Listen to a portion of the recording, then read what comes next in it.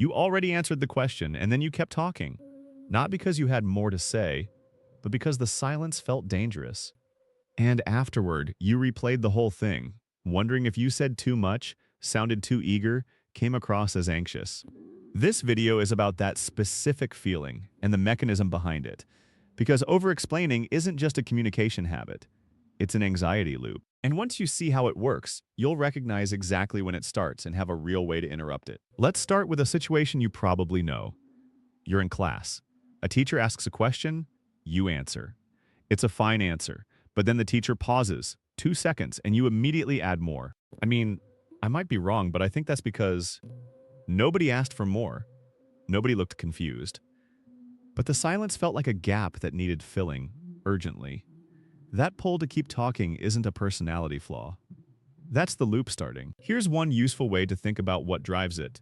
When you anticipate being judged, your brain registers that as a low-level threat. Not a real one, a perceived one.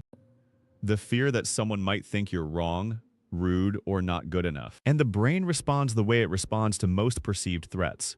It wants to do something. So it offers more words, more context, more justification.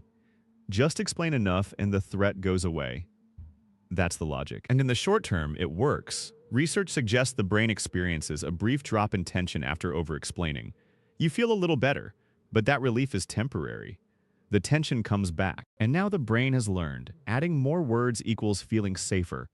So next time, it runs the same script. That's the loop. Anticipate judgment, add words, feel brief relief, anticipate again, add more words. It reinforces itself every single time. But here's the strange part. More words often don't reduce judgment. They can signal something you didn't intend. When you over-explain, people can often pick up on the anxiety behind it. Not just what you're saying, but how much you seem to need them to accept it. A Psychology Today article from 2026 noted that people who overly focus on monitoring how they're perceived during conversations tend to come across as more nervous, not less. So the tool you're using to avoid judgment can actually trigger the thing you're trying to avoid. The explanation becomes the problem. Now let's go one layer deeper. Because the loop doesn't start when you speak. It starts inside your head with an imaginary version of the person in front of you. A critic who hasn't said anything yet, who might be judging you, who might think you're being rude, lazy, or unclear. You're having a conversation with someone who doesn't exist. This is sometimes called preemptive self-defense. You're not reacting to judgment. You're pre-answering judgment. That may never come. Think about when you decline an invitation. Sorry, I can't come. That's a complete sentence. Nobody asked for more. But the imaginary critic speaks up, they'll think you don't care. Add a reason, so you add one. Then another, I have this thing, and also my cousin is visiting. Plus, I've been really tired. And now you're not communicating. You're apologizing for having a preference. Now there's an important distinction worth making. Not all explaining is over-explaining. Context is useful. Clarifying is useful. The question isn't whether you said too many words. It's, why were you saying them? Was it because the information helped, or because the silence was making you anxious? Useful context answers an actual question, or removes real confusion. Anxious justifying adds words because the gap between your answer and their approval feels unbearable.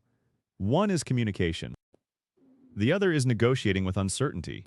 Some research suggests roughly 1 in 6 people experience social anxiety significantly at some point, mostly in adolescence and early adulthood.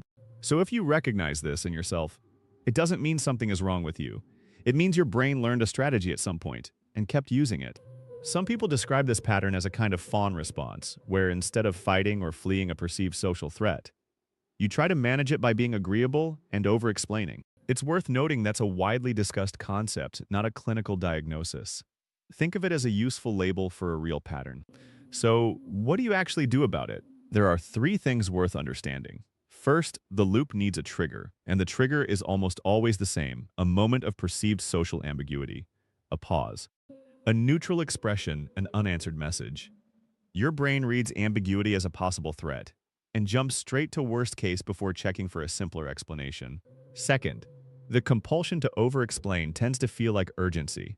Like if you don't act right now, the damage is done. That urgency is worth learning to notice because it's the loop demanding to run, not the situation actually requiring more words.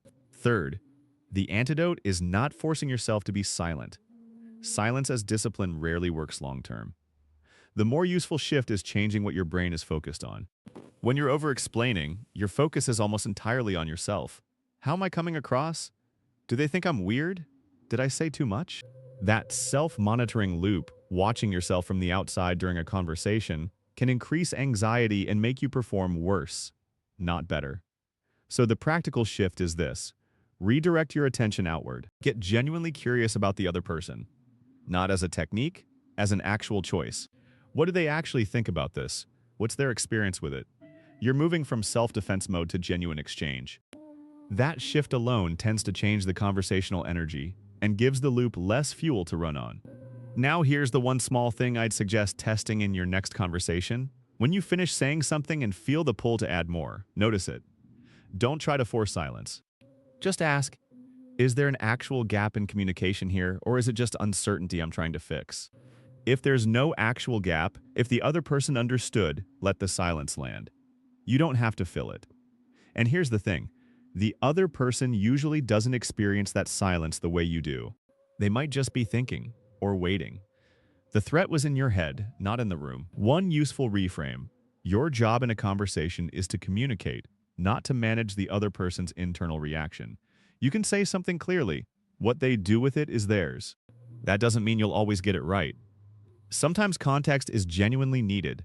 The goal isn't silence, it's awareness. One context note. This pattern can look different depending on the situation. With a parent or teacher, the power dynamic can genuinely increase the anxiety. That's not irrational. In those cases, the loop is harder to interrupt. Start with lower stakes conversations first, friends, group chats, casual exchanges where the cost of a short answer is minimal. Try this in your next 24 hours. Give a short answer. Feel the pull to add more. Notice it without following it. That's the whole practice. Not silencing yourself, not performing calm. Just catching the moment before the loop runs. That awareness over time is what actually weakens it. You're not broken. You're not weak. You just learned a pattern that felt like protection and kept using it. The pattern can change. And when it runs less often, conversations feel different. Not perfect, but less exhausting. Less like a performance you have to get right. If this hit something real for you, leave a comment below. Tell me a situation where this loop usually gets you. I read them. And subscribe if you want more of this kind of content. We break down patterns like this every week.